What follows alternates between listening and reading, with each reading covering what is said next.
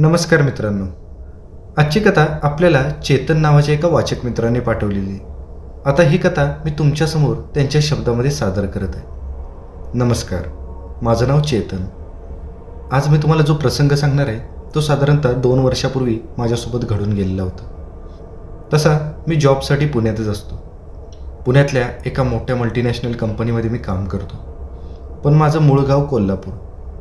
जरी मी जॉबसाठी पुण्यात असलो तरी विकेंडला मी नेहमीच माझ्या कोल्हापूरच्या घरी यायचो. घरामध्ये मी, माझी आई आणि माझे बाबा असे आम्ही तिघेच असतो. आईबाबांना मी एकुलता एकच मुलगा, त्यामुळे लहानपणापासूनच माझा भरपूर लाड झालेला होता. मला कधीच कोणत्याही गोष्टीची कमी पडलेली नव्हती. आणि आता तर मी एकदम चांगल्या पद्धतीने सेटल झाल्यामुळं माझं सगळं एकदम व्यवस्थित चाललेलं होतं. आता तो दिवस मला एकदम चांगला आठवतोय. शनिवार रविवार 2 दिवस सुट्टी असल्यामुळं मी शुक्रवारी संध्याकाळी पुण्याहून कोल्हापूरला आलेलो होतो. लहानपणापासूनच मी नेहमीच माझ्या बाईकवर लांबपर्यंत लॉंग ड्राईव्हसाठी जायचो. का कोण जाणे, पण मला बाईकवर एकट्याला लांबपर्यंत फिरायला जायला खूपच आवडायचं. आणि मला ज्यावेळी टाईम मिळेल त्यावेळी मी बाईकवर फिरण्याची ही संधी अजिबात सोडत नसायचो. आता त्या दिवशी पण शुक्रवारी ज्यावेळी मी घरी आलो त्यावेळी माझ्या डोक्यात तोच प्लॅन चालू होता की आता शनिवार आणि रविवार हे विकेंडचे 2 दिवस माझ्याकडे होते. आणि या 2 दिवसामध्ये मला माझी बाईक घेऊन कुठेतरी लांब फिरायला जायचं होतं. त्यावेळी माझ्या डोक्यात अचानक एक लोकेशन आली, ती म्हणजे गोवा. मागच्याच आठवड्यात माझ्या ऑफिसमधली 3-4 मुलं बाईकवरून गोव्याला जाऊन आलेली होती. आणि ते गोव्याला जाताना आंबोली मार्गे गेलेले होते. त्यामुळे माझ्या डोक्यात आता तोच प्लॅन बसलेला होता. जाता जाता आंबोली पण एक्सप्लोअर करता येईल आणि त्यानंतर गोव्याला पण जाता येईल. रात्री मी माझा लॅपटॉप ऑन केला आणि मला कोणत्या रूटनं जावं लागेल हे चेक करायला लागलो. त्यावेळी आंबोली आणि आंबोली घाटाची पण बरीचशी दृश्य मी गुगलवर पाहिली. आणि खरंच आंबोली खूप सुंदर होतं. आणि त्यावेळी ऑगस्ट महिना चालू होता, म्हणजे पावसाळ्याचे दिवस चालू होते. दिवसभर पावसाची रिमझिम चालूच असायची. आणि अशा वातावरणामध्ये आंबोली घाट अजूनच सुंदर दिसायचा. त्यामुळे आंबोलीला डावलून गोव्याला मी जाऊ शकत नव्हतो. दुसऱ्या दिवशी सकाळी मी लवकर उठलो. नाश्ता वगैरे करून मी आईबाबांना सांगितलं की मी गोव्याला चाललो आहे म्हणून. तसा मी बऱ्याच वेळा बाईकवरून लांब लांबच्या प्रवासाला गेलेलो होतो. त्यामुळे आईबाबांसाठी पण ही गोष्ट काही नवीन नव्हती. आणि त्यांनी मला लगेचच परमिशन दिली. मी आता मला लागणारं सगळं सामान माझ्या बॅगमध्ये भरून घेतलं. तसं मी ठरवलं होतं की सकाळी 9 वाजेपर्यंत घरातून बाहेर पडायचं. पण जसा मी 9 वाजता माझ्या घरातून बाहेर पडणार तसा अचानकच पावसाला सुरुवात झाली. पहिल्यांदा रिमझिम पाऊस पडत होता, पण पुन्हा मात्र पावसाचा जोर चांगलाच वाढला. म्हणून मी आता पाऊस थांबायची वाट बघत माझ्या घरामध्येच थांबलो. आणि साधारणतः 11 वाजता पाऊस बऱ्यापैकी कमी झाला. तरी पण अजून केसासारखे पावसाचे थेंब पडतच होते. पण तेवढ्या पावसाचं मला अजिबात टेन्शन नव्हतं, कारण माझ्याकडे बायकर जॅकेट होतं. मी आता पुन्हा घरातून निघायची तयारी केली. पण उशीर खूपच झालेला असल्यामुळे मी घरातून जेवण करून 12 वाजता माझ्या घरातून बाहेर पडलो. अंगावर जॅकेट घालून, डोक्यावर हेल्मेट चढवून मी माझ्या बाईकची किल्ली ऑन करून माझी बाईक स्टार्ट केली. आणि आईला हात करून मी माझ्या घरातून बाहेर पडलो. दुपारचे 12 वाजलेले होते, तरी पण आभाळ पूर्ण भरलेलं असल्यामुळं वातावरण एकदम संध्याकाळ झाल्यासारखं वाटत होतं. मी आता त्या वातावरणाचा आनंद घेत घेत माझा पुढचा प्रवास करायला लागलो. पण आता घरातूनच निघायला मला उशीर झालेला असल्यामुळे माझं सगळं पुढचं टाईम टेमिंग कोलमडून गेलं. कारण मी सकाळी 9ला निघणार होतो, पण आता मला घरातून निघायलाच 12 वाजलेले होते. त्यामुळे पुढच्या सगळ्या गोष्टींना मला आता उशीरच होणार होता. तरी पण माझा एक अंदाज होता की मी संध्याकाळी 4-5 वाजेपर्यंत आंबोलीमध्ये पोहोचेन. आणि मी बेताच्या वेगाने पुढचा प्रवास करायला लागलो. त्यानंतर मात्र पावसाचा जोर बराचसा ओसरला होता. त्यामुळं मला पुढच्या प्रवासाला कोणतीच अडचण आली नाही. आता मी जवळजवळ 4 वाजेपर्यंत प्रवास करत होतो. आणि 4 वाजता मला रस्त्याच्या बाजूला एक बोर्ड दिसला. त्या बोर्डवर लिहिलेलं होतं आंबोली 25 किलोमीटर. म्हणजे मी आता आंबोलीच्या चांगलाच जवळ आलेलो होतो. 1 तासाभरात मी आंबोलीमध्ये पोचणारच होतो.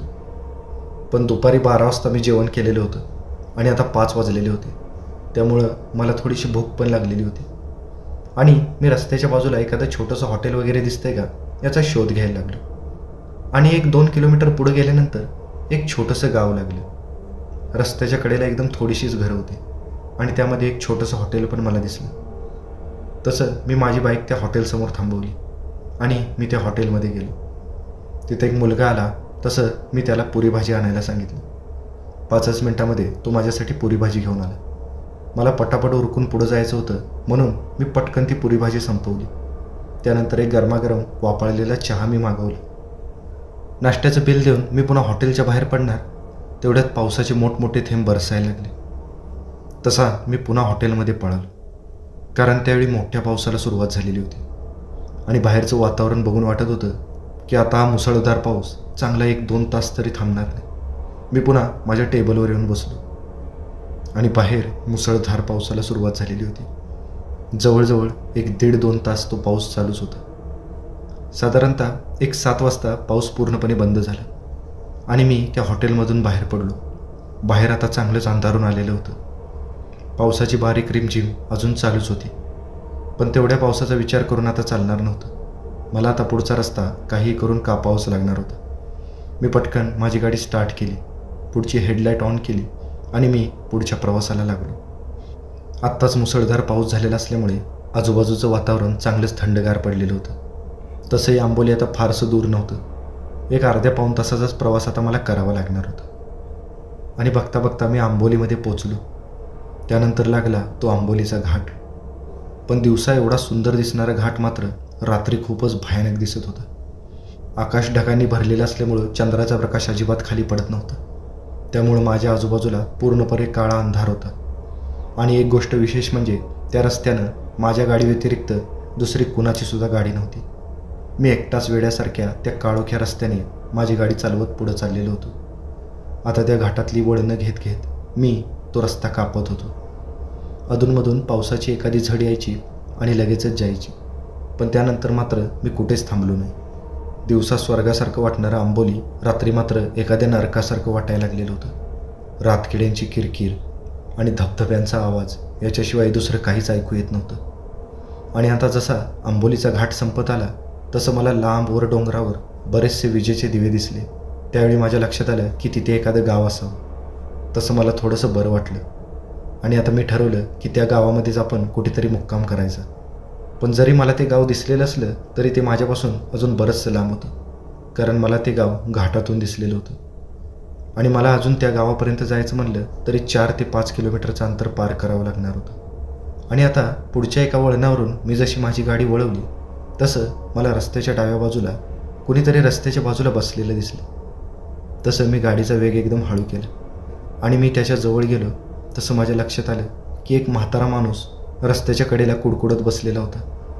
त्याच्या बाजूला एक पांढरं पोतं होतं. त्याने पांढरा शर्ट आणि धोतर घातलेलं होतं. डोक्यावर एक कापड गुंडाळलेलं होतं. तसं मला खूपच आश्चर्य वाटलं की एवढ्या रात्रीच्या वेळी या घाटामध्ये हा म्हातारा काय करत असेल. पण पुन्हा माझ्या मनात विचार आला की कदाचित तो पण अडचणीत सापडलेला असेल आणि त्याला मदत करायच्या दृष्टीनं मी माझी गाडी त्या म्हाताऱ्याजवळ नेऊन थांबवली आणि गाडीवरूनच मी त्याला विचारलं, काका काय झालं, इथे का थांबलाय? तसं त्या माणसानं कुडकुडतच माझ्याकडे बघितलं आणि तो मला म्हणाला, पोरा मला पुढच्या गावापर्यंत घेऊन चल की, पावसामुळं मी इथं अडकून बसलोय बघ. तसं मला त्याची दया आली आणि मी म्हणालो, ठीक आहे काका, बसा मागं. आता मी असं म्हणालो तसं तो म्हातारा माणूस त्याचं पोतं घेऊन माझ्या गाडीवर बसला. आता बसताना त्यानं त्याचं ते पोतं आमच्या दोघांच्या मध्ये ठेवलेलं होतं. मी आता पुन्हा माझी गाडी चालू केली. आता गाडीवरून जात असताना तो म्हातारा माणूस मला विचारायला लागला, पोरा एवढ्या रात्रीचं कुठं चाललं आहे? तसं मी त्या म्हाताऱ्याला सांगितलं, काका मी गोव्याला चाललो होतो, पण 1-2 ठिकाणी पाऊस लागल्यामुळं मला जायला खूपच उशीर झाला. आता इथंच पुढच्या गावामध्ये एखादं लॉज किंवा एखादं हॉटेल मिळते का बघतो. आजची रात्र तिथंच मुक्काम करून उद्या सकाळी मी गोव्याकडे जातो. आता मी असं म्हणालो तसा तो माझ्या पाठीमागं बसलेला म्हातारा हळूहळू हसायला लागला आणि तो म्हणाला, अरे पोरा, हे पुढचं गाव आहे ते एकदम छोटं गाव आहे. इथं कुठलं हॉटेल आणि कुठलं लॉज तुला मिळायला. तुझी काय हरकत नसेल तर तू एक काम कर, माझं छोटंसंच घर आहे, पण आजची रात्र तू तिथं राहू शकतोस. तसं मी थोडासा विचार करायला लागलो. एखाद्या अनोळखी माणसाच्या घरी असं रात्रीचं राहणं हे माझ्या मनाला काही पटत नव्हतं. पण आता वेळच अशी आलेली होती की मला आता त्याच्या घरी राहूच लागणार होतं, कारण तो म्हातारा म्हणत होता तसं त्या छोट्या गावामध्ये मला हॉटेल किंवा लॉज मिळणं पण शक्य नव्हतं. आणि मी त्या म्हाताऱ्याला होकार दिला. आम्ही त्या गावाच्या बरंचसं जवळ जाऊन पोचलेलो होतो. तसं तो म्हातारा मला म्हणाला, पोरा गाडी थांबव. तसं मी गाडी थांबवली आणि त्यांना विचारलं, का, काय झालं? तसं तो म्हणाला, माझं घर इथंच गावाच्या अलीकडंच आहे, इकडे डाव्या बाजूला गाडी वळव. तसं मी माझी गाडी डाव्या बाजूच्या एका छोट्या वाटेने वळवली आणि थोडंसं पुढं गेलो तसं मला एक छोटंसं घर दिसलं. लाल चिरांनी बांधलेलं ते घर होतं. एकदम छोटंसं कौलारू, पण बरीचशी पडझड झाल्यासारखं दिसत होतं. पण मला कुठं तिथं कायमचं राहायचं होतं. एक रात्र तर काढायची होती. मी आता माझी गाडी त्या घरासमोरच्या अंगणामध्ये लिहून लावली. त्यानंतर तो माणूस गाडीवरून उतरला आणि घराच्या दरवाजासमोर जाऊन तो दरवाजा वाजवायला लागला. मी पण आता माझी बॅग घेऊन त्या म्हाताऱ्याच्या मागे जाऊन उभा राहिलो. त्या म्हाताऱ्याने जशी दरवाजाची कडी वाजवली तसं 1-2 मिनिटांनी दरवाजा उघडला गेला. एका 20-22 वर्षाच्या मुलीनं आतून दरवाजा उघडलेला होता. तो म्हातारा आता घरामध्ये शिरला आणि त्यानं मला घरामध्ये यायला सांगितलं. मी आता घरामध्ये प्रवेश केला. एकदम छोटंसं घर होतं. त्या घरामध्ये 2-3च खोल्या होत्या. बाहेरची खोली म्हणजे हॉलच म्हणा, आणि त्या हॉलला पलीकडे 2 दरवाजे दिसत होते. म्हणजे तिथे 2 खोल्या असतील असा मी माझ्या मनात अंदाज केला. हॉलमध्ये 3-4 खुर्च्या ठेवलेल्या होत्या. भिंतीच्या एका कोपऱ्याला एक टेबल होतं आणि त्यावर एक जुना TV ठेवलेला होता. तो TV चालू होता. कदाचित ती घरातली मुलगी तो TV बघत असेल. आता आम्ही दोघेजण जसं त्या खुर्चीवर बसलो तसं ती मुलगी आमच्या दोघांसाठी पाणी घेऊन आली. आम्ही पाणी पिलो आणि एक 5 मिनिटात ती आमच्या दोघांसाठी चहा घेऊन आली. चहा पिल्यानंतर मला थोडंसं बरं वाटायला लागलं. त्यानंतर तो म्हातारा मला म्हणाला, पोरा, तू दमला असशील, तू एक काम कर, या समोरच्या 2 खोल्यामधली जी डाव्या बाजूची खोली आहे तिथं तो आराम कर. तसा मी पटकन उठलो आणि त्या डाव्या बाजूच्या खोलीचा दरवाजा उघडून मी त्या खोलीमध्ये गेलो आणि खोलीमध्ये गेल्या गेल्या मी तो दरवाजा पुन्हा बंद केला. त्या खोलीमध्ये फक्त एक खाट होती आणि त्या खाटेच्या बाजूला एक जुनं पत्र्याचं कपाट होतं. मी आता माझी बॅग त्या खाटेवरच ठेवली आणि मी अंगातलं जॅकेट काढून त्या खाटेवर माझं अंग टाकलं. दिवसभराच्या ड्रायव्हिंगमुळं मला खूपच थकवा आलेला होता. दिवसभराच्या थकव्यामुळे मला लगेचच डोळा लागला. त्यानंतर मी चांगलाच गाढ झोपलो आणि घोरायला लागलो. पण रात्री अचानक मला जाग आली, कारण मला त्या घराच्या मागून कसला तरी मोठ्यानं ठोकल्यासारखा आवाज येत होता. तसा मी एकदम दचकून माझ्या खाटेवर उठून बसलो. मी पटकन माझ्या मनगटातल्या घड्याळामध्ये वेळ बघितली तर रात्रीचे 1:30 वाजलेले होते. त्यावेळी मला प्रश्न पडला की रात्रीच्या 1:30 वाजता घराच्या मागे कोण काय खोदत असेल. मनामध्ये एकाच वेळी बरेचसे प्रश्न तयार झाले. एक मन म्हणत होतं की उठून बाहेर जाऊन बघून यावं, पण दुसरं मन म्हणत होतं की आपल्याला काय करायचं आहे, आपण फक्त आज रात्रीची पाहुणे, उगीच बाहेर जाऊन दुसऱ्यांना त्रास कशाला द्यायचा. असं म्हणून मी थोडा वेळ तसाच खाटेवर पडलेलो होतो. पण हळूहळू घराच्या पाठीमागून तो येणारा आवाज आता चांगलाच वाढलेला होता. त्यावेळी मात्र मला थोडीशी काळजी वाटायला लागली आणि मला वाटायला लागलं की त्या घरातल्या म्हाताऱ्याला जाऊन ही गोष्ट सांगावी. असा विचार करून मी माझ्या खाटेवरून उठलो आणि माझ्या खोलीचा दरवाजा उघडून बाहेर हॉलमध्ये गेलो. हॉलमध्ये मला फक्त अंथरूण टाकलेलं दिसत होतं. तसं माझ्या लक्षात आलं की तो म्हातारा पण आता घरामध्ये नव्हता आणि माझ्या बाजूची जी खोली होती त्या खोलीचा दरवाजा पण उघडा होता. कदाचित त्या खोलीमध्ये ती मगाशी आम्हाला चहा करून देणारी मुलगी राहत असावी. क्षणभर मनात विचार आला की त्या मुलीच्या खोलीमध्ये जाऊन तिला या सगळ्या गोष्टी सांगाव्या, पण पुन्हा वाटलं की एखाद्या तरुण मुलीच्या खोलीमध्ये असं रात्रीचं जाणं काही बरं नाही, म्हणून मी तो पण विचार माझ्या मनातून काढून टाकला. मी घराच्या मुख्य दरवाजाकडे बघितलं तर घराचा मुख्य दरवाजा पण उघडाच होता. तसं मी ठरवलं की घराच्या बाहेर जाऊनच बघावं की नेमकं काय चाललं, आणि मी पावलांचा आवाज न करता हळूच त्या घराच्या मुख्य दरवाजातून बाहेर पडलो. घराच्या बाहेर फक्त एक बल्ब जळत होता. त्या बल्बच्या प्रकाशामध्ये मी घराच्या बाजूच्या भिंतीजवळून घराच्या एकदम पाठीमागच्या बाजूच्या कोपऱ्याजवळ गेलो आणि त्या कोपऱ्याजवळ उभं राहून मी हळूच माझी मान मागच्या बाजूला वळवून त्या घराच्या मागं नेमका कशाचा आवाज येतोय ते बघायला लागलो. आणि मी जसं घराच्या पाठीमागं बघितलं तसं समोरचं दृश्य बघून माझ्या पायाखालची जमीनच सरकली, कारण त्या घरातला तो म्हातारा आणि ती मुलगी घराच्या मागं काहीतरी खोदत होती. तो म्हातारा मोठ्या कुदळीनं जोरजोरानं घाव टाकत होता आणि ती मुलगी वेड्यासारखी त्या खड्ड्यातली माती बाहेर काढत होती. मी बराच वेळ चोरून ते काय करतायत हे बघत होतो. एक 5 मिनिटात त्या म्हाताऱ्यानं खोदकाम थांबवलं आणि त्या खड्ड्यातून मोठं पांढऱ्या कपड्यामध्ये गुंडाळलेलं काहीतरी बाहेर काढलं आणि ती गोष्ट खड्ड्याच्या बाहेर काढून ठेवल्यानंतर ते दोघेजण हळूच त्या वस्तूवरचा तो पांढरा कपडा बाजूला काढायला लागली आणि जसा तो कपडा बाजूला काढला तसं त्या कपड्यातली ती वस्तू बघून भीतीनं माझी बोबडीच वळली. कारण त्या पांढऱ्या कपड्यामध्ये एक प्रेत होतं आणि ते पण अर्धवट खाल्लेलं. ते एका माणसाचंच प्रेत होतं आणि जसं त्या दोघांनी ते प्रेत उघडं केलं तसे ते दोघेजण त्या प्रेतावर तुटून पडले. आता त्यांच्या हाताला चांगली मोठमोठी नखं दिसत होती आणि त्यांचे चेहरे एकदम भयानक झालेले होते आणि ते दोघेजण आदाशासारखं त्या प्रेताचे लचके तोडून खायला लागलेले होते.